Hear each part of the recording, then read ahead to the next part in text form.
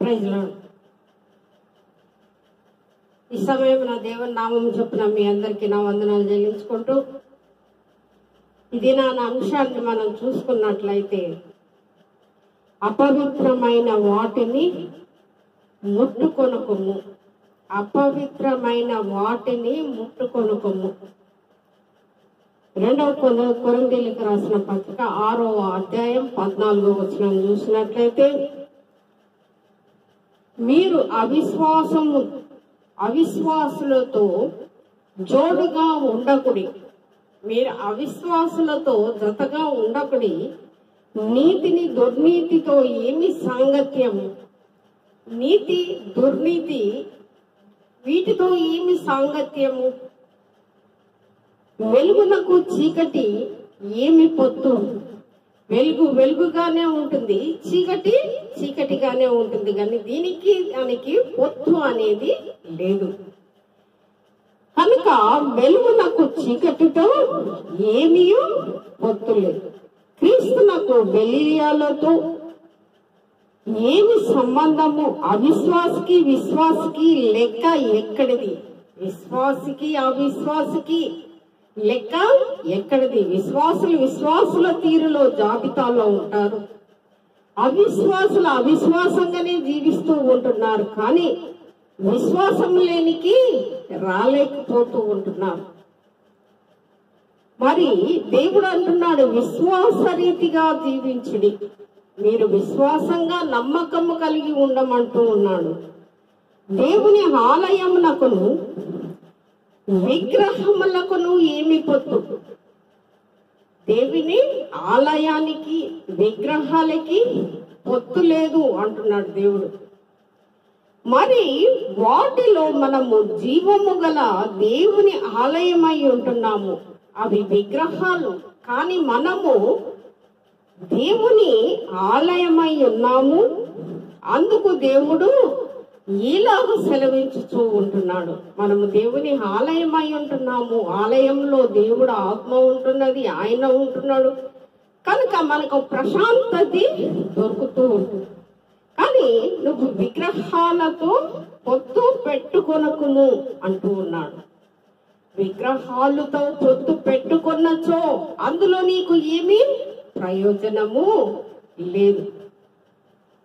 ప్రయోజనము లేని చోట నువ్వు ప్రయోజనాలను వెతకవద్దు.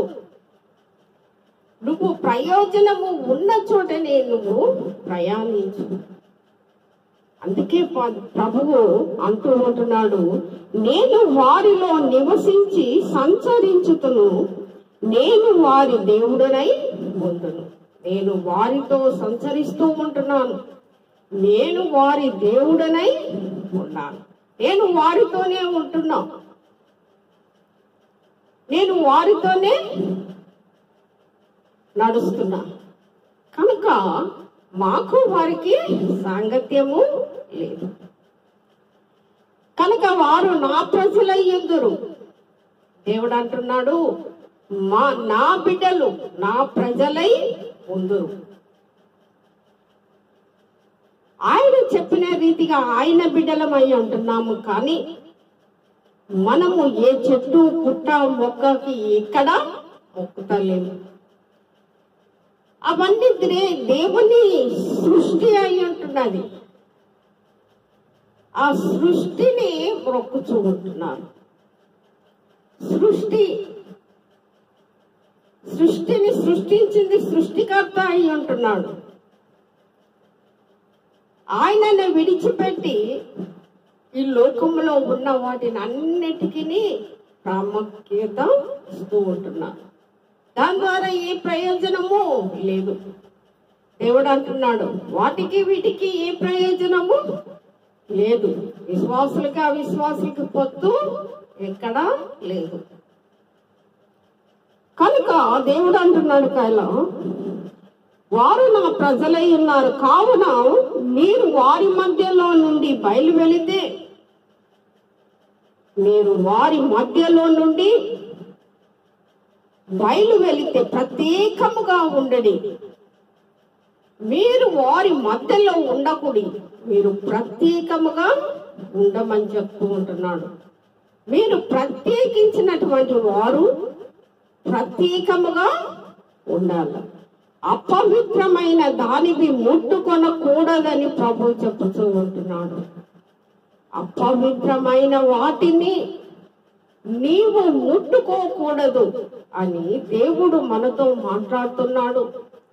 ప్రతి విషయంలోనూ చెప్పుతూనే ఉంటున్నాడు. మరియు నేను మిమ్మల్ని చేర్చుకొందును, మీరు అపవిత్రమైన వాటిని ముట్టుకొనకుండా ఉండుట మంచిది, నేను మిమ్ములని నా యొద్దకు చేర్చుకొందును. చూడండి, ప్రతి విషయంలోనూ దేవుడు ప్రతిదీ మనకి స్వచ్ఛముగా అర్థమయ్యేలాగా బైబిల్ గ్రంథంలో రాయబడి ఉంటున్నది. గ్రంథంలో రాయబడినటువంటిదే మనము బోధిస్తూ ఉంటున్నాం. తెలియనటువంటి ప్రజలు ఎన్నో మార్గాలు తప్పిపోతూ ప్రతి చెట్టు, పుట్ట, రాయి, మొక్కకు, జంతువులకు కూడా మొక్కుతూ ఉంటున్నారు. నేను వచ్చే సమయంలో అవన్నీ కూడా నామకార్థమైపోతాయి. అవి ఏ ప్రకృతిలో ఉండవు. నేను సృష్టించినది ఏది కూడా ఉండదు. కనుక ఆయన జీవం కలిగినటువంటి దేవుడు అనేక రీతిలుగా మనతో మాట్లాడుతూనే ఉంటున్నాడు. మీకు తండ్రినై యుందును, మీకు నేను తండ్రినై యుందును, మీరు నాకు కుమారులై కుమార్తెలై యుందురు. తండ్రి అంటున్నాడు, మీరు నాకు కుమార్తెలు కుమారులై యుందురు. సర్వశక్తి గల ప్రభువు చెప్పుతున్నాడు. మనము ఆయన బిడ్డలమై ఉంటున్నాము, ఆయన మనకు తండ్రి అయి ఉంటున్నాడు. అందు నిమిత్తమే ప్రతి విషయంలో ఆయన మనతో ఉంటూ మనల్ని నడిపిస్తూ ఉంటున్నాడంటే ఆయన జీవము మనలో ఉన్నది. ఆయన జీవము లేనటువంటి ప్రతి మొక్క, చెట్టు, జంతువు దాంట్లో ఉండదు. అంటే అది చనిపోయిన దానితో సమానము. మట్టితో బొమ్మను చేసి నాసికారంధ్రంలో ఊదినప్పుడు, ఆయన జీవాన్ని ఊదినప్పుడు, ఆ జీవాన్ని పొందుకొని ఈ దినాన ఈ లోకంలో మనం జీవిస్తూ ఉంటున్నాం. అది అర్థం చేసుకోలేక పోతూ ఉన్నారు. మొదట పాపమునకు దూరముగా ఉండుడి. నీ పాపములు అనేక రీతిలుగా నిన్ను మోసపరుస్తూ ఉంటున్నాయి. కనుక ప్రియులారా, మనకు వాగ్దానములు ఉన్నవి కనుక ప్రతి దినము ఒక వాగ్దానముతో దేవుడు మాట్లాడుతూ ఉంటాడు. కనుక పరిశుద్ధత సంపూర్తి చేసుకొనుచు శరీరమునకును ఆత్మకును కలిగిన సమస్త కల్మషము నుండి, శరీరానికి ఆత్మకును కలిగినటువంటి కల్మషము నుండి మనలను పవిత్రులుగా చేసుకుందాం. కల్మషాన్ని తొలగించుకొనుడి, మిమ్మల్ని మీరు పవిత్రులుగా పరుచుకొనుడి. అలా పవిత్రముగా మీరు జీవించిన ఎడల నీలో నేను నివసిస్తాను అంటున్నాడు. ఆయన మనలో నివసించే దేవుడు. వీటికి దూరముగా ఉండమంటూ ఉంటున్నాడు. విగ్రహములకు దూరముగా ఉండి అవి మాట్లాడవు, పలుకవు, ఏమీ చేయలేని నిస్సహాయ స్థితిలో ఉంటాయి. కనుక హబక్కుకు 2వ అధ్యాయం 18వ వచనంలో మనం ఒక మాట చూసినట్లయితే, చెక్కడపు పనివాడు విగ్రహములను చెక్కుట వలన, చెక్క పనివాడు విగ్రహాలు అంటే చెక్కడ కట్టడపు పనివాడంటే ఆ విగ్రహాలు ప్రతిదీ కూడా మంచి వృత్తి అంటే మలుస్తూ ఉంటాడు. ఒక రాతిని గాని ఒక చెక్కలు గాని అనేక రూపాలను ఇస్తూ వాటిని చెక్కుతూ ఉంటారు. ఆ రూపాన్ని, మనిషి చెక్కినటువంటి రూపాన్ని మనము పూజించుటలో అందులో జీవం ఉన్నదా? కనుకనే దేవుడు అంటున్నాడు, వాటికి దూరం ఉండుడి, మనిషి చెక్కినటువంటి వాటిని పూజించకుడి. పనివాడు వాటి వలన పనివాడు మూగ బొమ్మను చేసి ఆ చెక్కేవాడు, ఆ బొమ్మను ఆ రీతిగా చెక్కేవాడు మూగ బొమ్మను చేసి తాను నిరూపించిన దాని యందు నమ్మకము ఉంచటం వలన తన్ను తానే నిరూపించినాడు. అది మాట్లాడదు, పలకదు, మూగ బొమ్మ. దాని వలన ప్రయోజనమేమి? దేవుడు అంటున్నాడు కదా, దాని వలన మనకు ప్రయోజనమేమి? అవి మాట్లాడవు కదా, మన మొరలు ఆలకించవు కదా, మన బాధలు ఆలకించవు.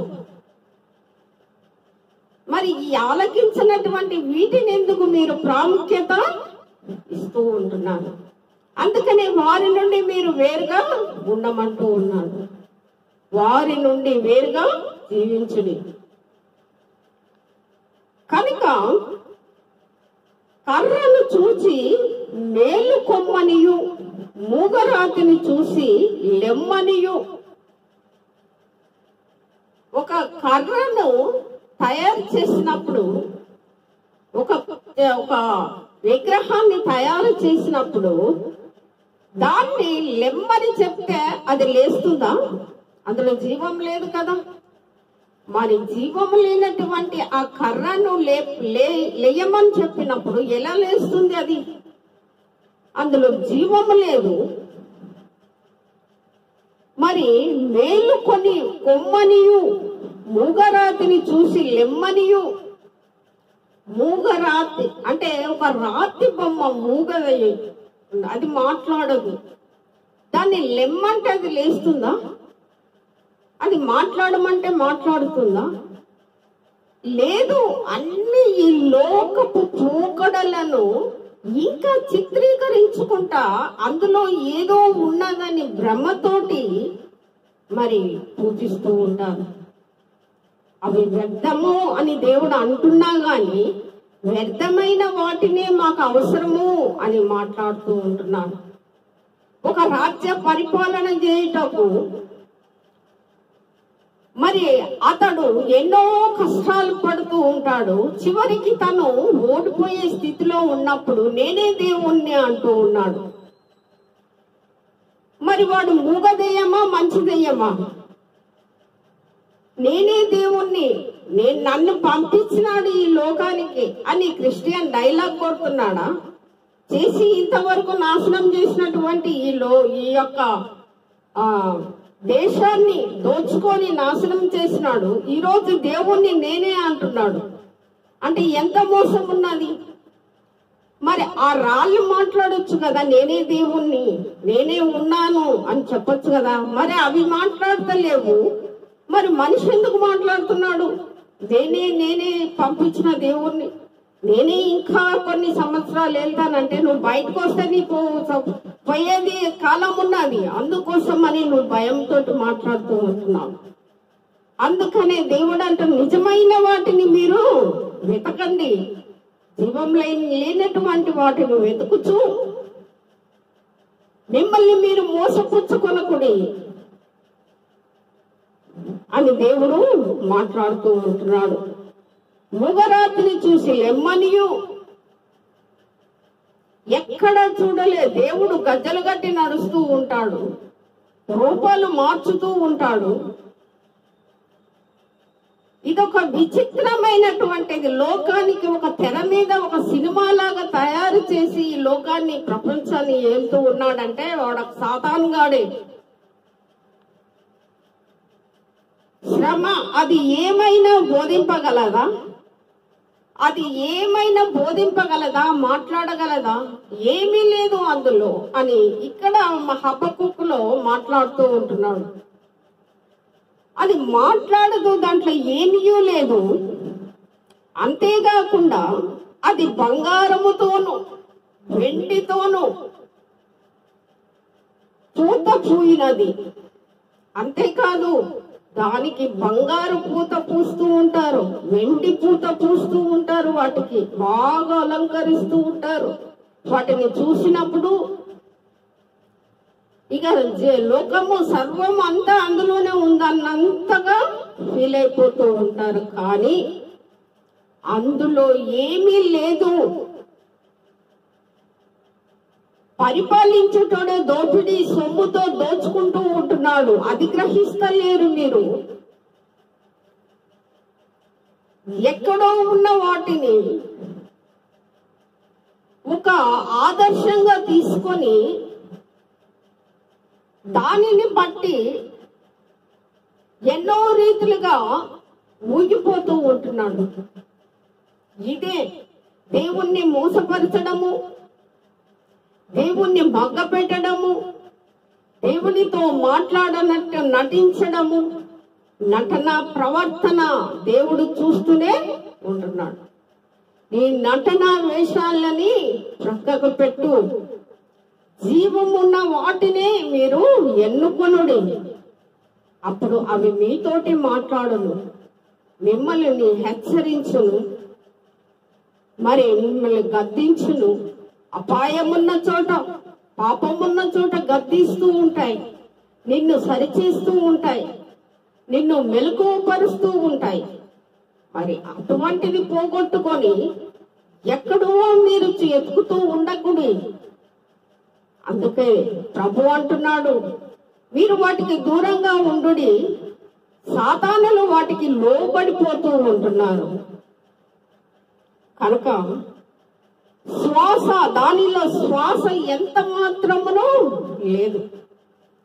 ఆ విగ్రహంలో శ్వాస ఎంత మాత్రము లేదు. మరి విగ్రహాలలో శ్వాస ఉంటుందా? అదొక విగ్రహము కదా. మరి దానికి ఎందుకు అంత ప్రాముఖ్యత ఇస్తూ అంతగా మరి నటిస్తూ ఉంటున్నారో మరి అర్థమైతలేదు. కానీ రాబోవు ఉగ్రతని ఎదుర్కొనుటకు ఆలోచించండి. ఉగ్రత ఇంకా ఉన్నది. ఎంతో మంది పాపాలను చుట్టుకొని ఉన్నాడు, పాపముతో జీవిస్తూ ఉంటున్నారు. నీ చేతులు రక్తపు మడుగులో, చేతులు రక్తముతో ఉన్నవి. కడుగుకొనుడి, శుద్ధి చేసుకొనుడి, పవిత్రముగా జీవించుడి అని దేవుడు అంటూ ఉంటున్నాడు. యెహోవా తన పరిశుద్ధ ఆలయంలో ఉన్నాడు. దేవుడు పరిశుద్ధ ఆలయంలో ఉంటాడు. ఆయన సన్నిధిలో లోకమంతా కూడా మౌనముగా ఉండును. లోకమంతా కూడా ఆయన సన్నిధిలో ఆయన వాక్యం వింటూ మౌనముగా ఉంటారు. ఆ యొక్క సంఘాలలో చెప్పేవారు మాత్రమే చెప్తూ ఉంటారు, వాక్యము బోధిస్తూ ఉంటారు. వినేటటువంటి వారు మాత్రమే మౌనముగా వింటూ ఉంటారు. అది దేవుడికి కావలసినటువంటి పద్ధతి. కానీ ఇలాంటివి దేవుడు కోరుకుంటలేడు. నాకు కానటువంటి వాటిని మీరు వాటి జోలికి పోకుడి, వాటి దగ్గరికి వెళ్ళకుడి. నా మందిరములో మీకు ప్రశాంతిని, నెమ్మదిని నేను దయచేస్తానంటున్నాడు. ప్రతిదీ నేను ఇస్తానంటున్నాడు.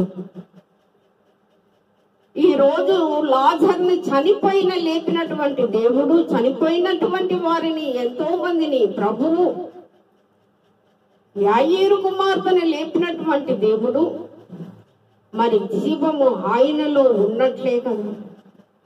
అలాంటి జీవాన్ని మనము వదులుకొనుచు ఎక్కడో పరిగెత్తుచూ ఉంటున్నాము, ఎక్కడో ఆలోచిస్తూ ఉంటున్నాము, ఎక్కడికో వేగిరపడి పరిగెత్తుతూ ఉంటున్నాము. ఎక్కడ జీవము దొరకదు.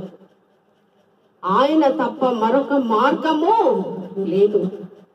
నేనే మార్గము, సత్యము, జీవము అయ్యున్నాను అంటున్నాడు. కానీ అలాంటి పరిశుద్ధతను మనము త్రోసివేసి ఎక్కడికి పోలేము.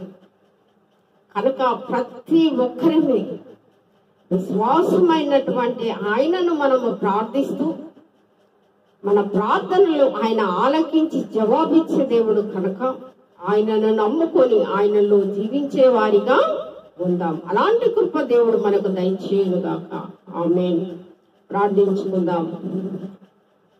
పరిశుద్ధుడ మిక్కిలి కనికరం గల మా పరలోకపు తండ్రి, నీ పాదములకు వందనములు, స్తోత్రములు ప్రభా. ఇంతవరకు మాతో మాట్లాడినటువంటి నీ వాక్యమును బట్టి అందులో జీవము లేని వాటిని ఎంతో మంది నా ప్రభా వేగిరపడుచు నా తండ్రి ఎన్నో విధాలుగా మోసాలు జరుగుచు మొక్కుచు పలకనటువంటి రాళ్లతో, రప్పలతో, చెట్లతో నా ప్రభా ఎన్నో రీతులుగా మోసపోతున్నటువంటి ప్రజలను వారి కళ్ళు తెరిచి అనేక రీతులుగా నా ప్రభువా వారితో మాట్లాడి జీవము గల దేవుని నమ్ముటకును వారికి తెలియపరచమని ప్రార్థిస్తూ ఉంటున్నాను. ఎంతో మంది లోకంలో నీ యొక్క సువార్తని ఎత్తి పట్టుకొని అనేకమైనటువంటి దేశాలలో తిరుగుచు, దారిలో తిరుగుచు నీ యొక్క సువార్తను ప్రకటిస్తూ కొట్టినా, తన్నినా, అవమానపడుతూ ఎన్నో రీతిలుగా నాయన హింసించబడుతున్న ప్రతి ఒక్కరిని ప్రభువ, ఒక్కరిని కూడా నా తండ్రి వదలకుండా నా ప్రభువ అట్టి వారిని తోసిపడేయమని ప్రార్థిస్తూ ఉంటున్నాను. నీ సేవ, నీ సువార్త పై చేయిగా నిలబడినట్లు నా ప్రభువ నిలబెట్టమని ప్రార్థిస్తూ ఉంటున్నాను. నీవే దేవుడు, నీవే సత్యము కనుక ప్రభువా ఎవరు చేపెట్టినా, ఎవరు ఎన్నో రీతులుగా మాట్లాడినప్పటికీ ప్రభువా అటు వారిని దూరపరిచి, అటు వారిని తొలగించి నమ్మకము జీవంతో జీవించుటకు, ప్రతి కుటుంబాలని జ్ఞాపకము చేసుకొనుటకు, ప్రతి ఒక్కరిని వాక్యము వినుచు అనేక రీతిలుగా మార్పు చెందుతున్నటువంటి ప్రతి ఒక్క బిడ్డకు బట్టి నీకు వందనాలు చెల్లించుకుంటూ ఉంటున్నాను ప్రభువా. ప్రతి విషయంలో ప్రతి బిడ్డని ప్రభువా నీ కాపుదలలో భద్రపరచండి. మరి పుట్టిన దినాలను చేసుకుంటున్నటువంటి వారిని, అనారోగ్య స్థితిలో ఉన్న వారిని, కుటుంబాలలో శాంతి సమాధానం లేనటువంటి వారిని సమాధానము దయచేస్తూ సంతోషపరుస్తూ నీ యొక్క ఆత్మను, నీ యొక్క పరిశుద్ధతను వారిపై కుమ్మరించి అనేక రీతిలుగా మరొక దినాన్ని మాకు నువ్వు ఇచ్చుటకు ఆయుధపరచమని మా ప్రభు మా రక్షకుడైన యేసుక్రీస్తు నామమున పెట్టాలి వేడుకొనుచున్నాం తండ్రి. ఆమేన్. విన్నటువంటి వాక్యము ఇతరులకు షేర్ చేయండి, సబ్స్క్రైబ్ చేసుకోమని మరొక మారు మీ కొరకు నేను ప్రార్థిస్తూ ఉంటున్నాను. ఆమేన్.